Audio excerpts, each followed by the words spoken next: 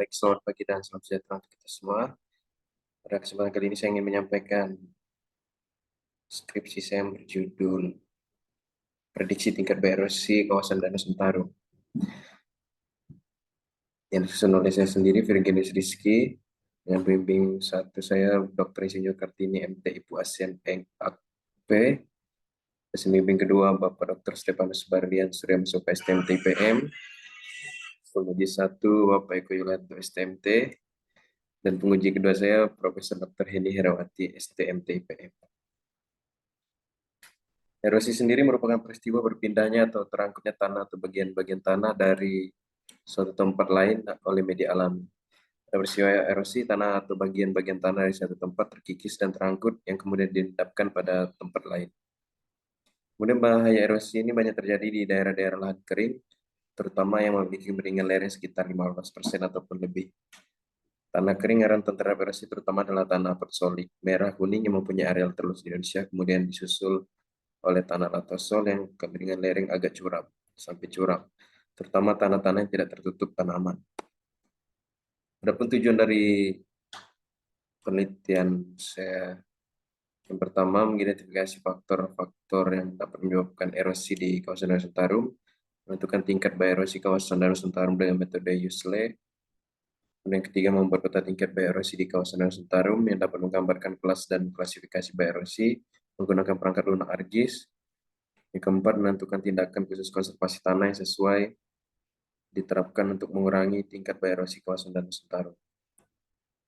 Hasil dari penelitian ini berupa prediksi besarnya laju erosi, peta tingkat bahaya erosi, serta prediksi besarnya laju potensi sedimentasi di kawasan Danau Sentarum yang dapat digunakan sebagai dasar pengelolaan, pemeliharaan, dan pengembangan kawasan Danau Sentarum. Sehingga tindakan konservasi untuk mengembangkan kawasan Danau Sentarum dapat dilakukan dan nantinya kawasan Danau Sentarum dapat terjaga dengan baik.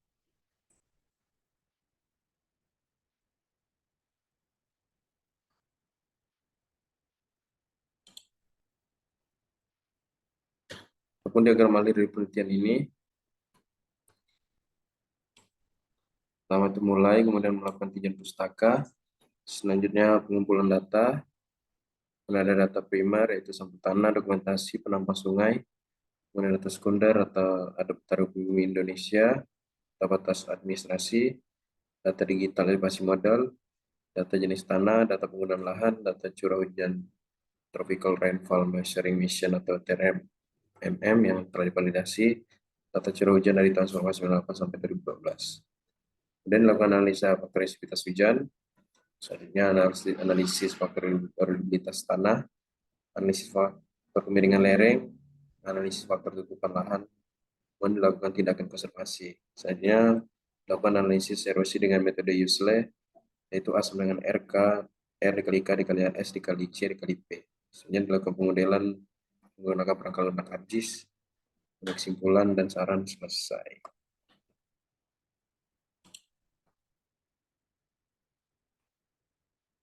Kemudian ini merupakan lokasi studi yang berada di kawasan Danau Sentarum, Kabupaten Kapuas Hulu, dengan luas kawasan Danau Sentarum sendiri itu 132.000 hektar, yang merupakan badan air tawar terbesar di Kalimantan Barat. Kemudian data primer, itu ada foto-foto dokumentasi sungai, data sampel tanah, kemudian penampang sungai.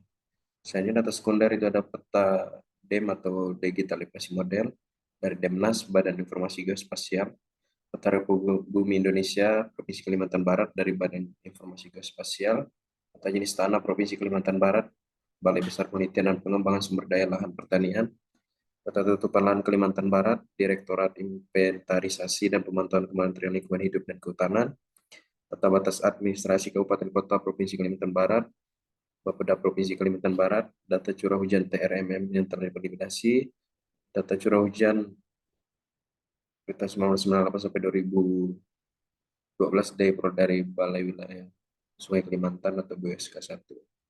Kemudian ini merupakan foto dokumentasi pada waktu penelitian. Pertama itu adalah pengukuran kedalaman sungai, kemudian pengukuran kecepatan aliran, selanjutnya ada kondisi di kawasan Danau Sentarum, serta pengambilan sampel tanah. Kemudian pertama itu adalah hasil analisis erosivitas hujan. Sebelum melakukan analisis erosivitas hujan, dilakukan juga analisis untuk mencari luas pengaruh ataupun stasiun atau grid dari kawasan Danau Sentarum sendiri, itu besarnya curah hujan rata-rata kawasan Taman Nasional Danau Sentarum dapat dihitung menggunakan metode Polygon Thyssen dengan rumus RJ faktorisitas dengan luasan pertama dikali curah hujan pertama ditambah luasan kedua dikali curah hujan kedua, kemudian dibagi dengan total luasan stasiun atau grid, sehingga didapat hasil 259,89 mm. Dan ini merupakan tabel dari hasil analisis hujan kawasan Danau Sentarum dengan Polygon Thyssen. Kemudian tabel tersebut dikonversikan menjadi sentimeter dengan cara dibagi 10 per masing-masing. Sehingga dari tabel tersebut diketahui bahwa curah hujan di kawasan Danau Sentarum terendah terjadi pada bulan Februari tahun 2014 yang besarnya 38,01 mm atau 3,80 cm, dan tertinggi terjadi pada bulan Desember 2009 yang besarnya 605,14 mm atau 60,51 cm. Dan setelah itu baru dilakukan perhitungan mengenai erosivitas hujan atau R sama dengan 2,21 dikali P pangkat 1,36, sehingga didapat hasil 225,46 cm pada bulan Januari di tahun 1998. Selanjutnya ini merupakan peta erosivitas hujan, di mana dari gambar tersebut dapat dilihat bahwa curah hujan di kawasan Danau Sentarum sebagian besar lebih dari 2.406,45 cm atau 212.401,16 hektar. Hal ini mengindikasikan bahwa kemampuan hujan untuk menimbulkan erosi di kawasan Danau Sentarum sangat besar. Kemudian analisis variabilitas tanah. Nilai pada tabel tersebut selanjutnya divalidasi menggunakan data hasil analisis laboratorium mekanika tanah Universitas Tanjung Pura dan laboratorium konservasi lahan Fakultas Pertanian Universitas Tanjung Pura. Sebagai contoh diambil analisis untuk jenis tanah yang sepisau. Dari hasil laboratorium mekanika tanah dan laboratorium lahan Fakultas Pertanian Universitas Tanjung Pura diketahui bahwa ukuran tanah yang sepisau lapangan atau M sama dengan 6.330, kemudian bahan organik tanahnya sama dengan 2,93, kelas struktur tanahnya sama dengan 3, kemudian permeabilitas tanahnya sama dengan 6. Kemudian dilakukan perhitungan menggunakan persamaan 2.4, maka diperoleh besarnya nilai K yaitu sama dengan 0,59. Kemudian dapat diketahui bahwa nilai faktor erosivitas tanah untuk jenis sepisau berdasarkan BPDAS dan hasil pemeriksaan laboratorium atau data lapangan tidak memiliki perbedaan yang signifikan. Persentase kesalahan nilai BPDAS terhadap data lapangan adalah 26,28%. Dapat dilihat pada tabel tersebut untuk 3 jenis tanah, di mana nilai K-nya masing-masing itu 0,59 untuk jenis tanah sepisau, 0,26 untuk tanah oksisol, dan 0,63 untuk jenis tanah otisol. Dan jika nilai erosivitas K sebesar 0,59 untuk tanah sepisau disandingkan dengan nilai pada tabel di bawah, maka dapat diketahui bahwa tingkat erosivitas tanah kawasan Sentarum adalah sangat tinggi, yaitu pada rentang 0, lebih dari 0,55. Tanah oksisol dengan K sama dengan 0,59, tingkat erosivitasnya sedang. Tanah otisol dengan nilai 0,63, erosivitasnya juga masuk dalam kategori sangat tinggi. Kemudian hasil analisis kemiringan lereng. Kemiringan lereng dianalisis menggunakan program ArcGIS sehingga didapat luasan mana pada topografi datar seluas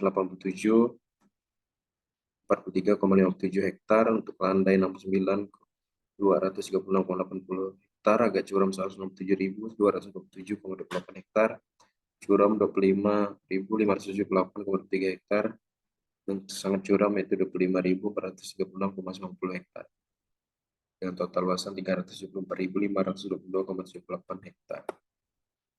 Dan tutupan lahan juga dilihat pada tabel tersebut, di mana tutupan lahan pada kawasan Danau Sentarum itu didominasi oleh hutan gambut seluas 108.229,11 hektar. Kemudian tingkat biodiversitas kawasan Danau Sentarum yaitu dianalisis menggunakan rumus Isle, yaitu A sama dengan R dikali K dikali S dikali C dikali P. Nah, sebagai contoh diambil perhitungan untuk kondisi jenis tanah yang subsistel dengan kemiringan 0 sampai 8%. Untuk jenis tetapan lahan, tanah kering primer.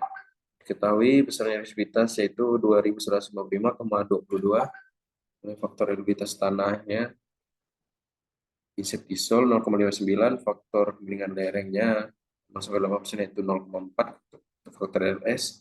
Dan faktor C-nya untuk jenis tanah tutupan lahan tanah kering primer 1,81. Faktor tindakan konservasi P sama dengan 1 karena disumsikan belum ada usaha ataupun tindakan konservasi. Kemudian dengan masukkan nilai faktor tersebut ke dalam persamaan RKLSCP sehingga diperoleh nilai A tersebut yaitu 920,62 ton hektar per tahun, di mana tingkat erosi kawasan Danau Sentarung termasuk klasifikasi sangat berat. Kemudian ini merupakan tabel rekapitulasi per masing-masing kemiringan lereng dan jenis tanah serta tutupan lahan. Ini pada kemiringan 0 sampai 8%. Untuk lahan kering dengan klasifikasi berat. Kemudian untuk kemiringan lereng 8 sampai 15%.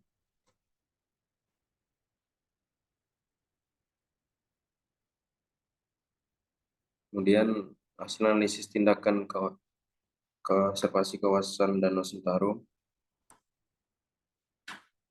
dan menggunakan teres bangku dengan nilai acuan P pada tabel 3.11, yakni tindakan konservasi dengan menggunakan teres bangku konstruksi baik, maka akan dihitung besarnya erosi di kawasan Danau Sentarung. Sebagai contoh perhitungan diambil perhitungan untuk kondisi jenis tanah yang subsistel kemiringan 0 sampai 8%, untuk jenis tutupan lahan tanah kering primer, ketahui besarnya erosivitas R sama dengan 2155,22, kemudian faktor erosivitas untuk jenis tanah subsistel 0,9, faktor LS untuk kemiringan lereng 0 sampai 8% dengan 0,4, faktor C-nya 1,81, faktor tindakan konservasinya dengan menggunakan teres bangku konstruksi baik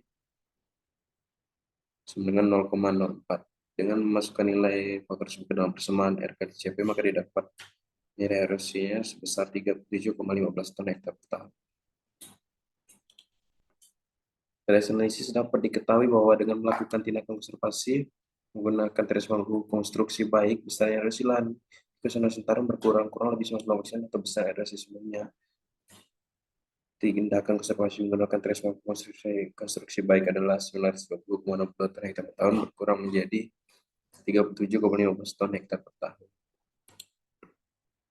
Sebenarnya ini merupakan rekapitulasi setelah melakukan hasil analisis setelah melakukan tindakan konservasi menggunakan teres bangku konstruksi baik. Dapat dilihat bahwa erosi berkurang menjadi ringan. Kemudian hasil analisis tindak konservasi kawasan Danau Sentarung dilakukan secara non-struktural dengan menggunakan pengolahan tanah dan penanaman garis kontur. Dalam penelitian ini, pengolahan tanah penanaman garis kontur dilakukan dengan 3 variasi kemiringan seperti disajikan dalam tabel 3.11 ini. Pengolahan tanah dan penanaman garis kontur kemiringan 0 sampai 8%, pengolahan tanah dan penanaman garis kontur kemiringan 9 sampai 20%, pengolahan tanah dan penanaman garis kontur kemiringan lebih dari 20%. Sebagai contoh, dia mempertimbangkan pada kemiringan lereng 0 sampai 8%. Diketahui erosivitas hujan R sama dengan 2155,22, erosivitas tanahnya sama dengan 0,59, kemiringan lereng 0,4, faktor C 1,81, tindakan konservasinya sama dengan 0,5. Kemudian dilakukan analisis dengan memasuki persamaan RKLSCP sehingga didapat nilai erosinya sebesar 460,31 ton hektar per tahun.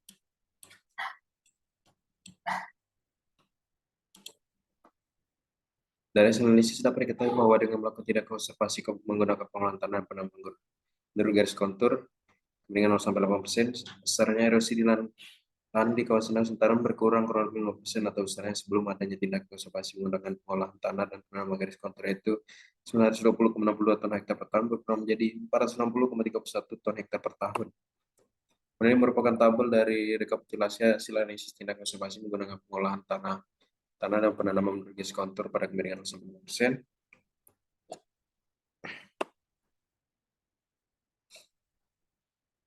Dari kedua hasil analisis tindak konservasi dapat kita bahwa dengan melakukan tindak konservasi struktural menggunakan teknik bangku konservasi baik hasilnya lebih baik dibandingkan tindakan konservasi non struktural.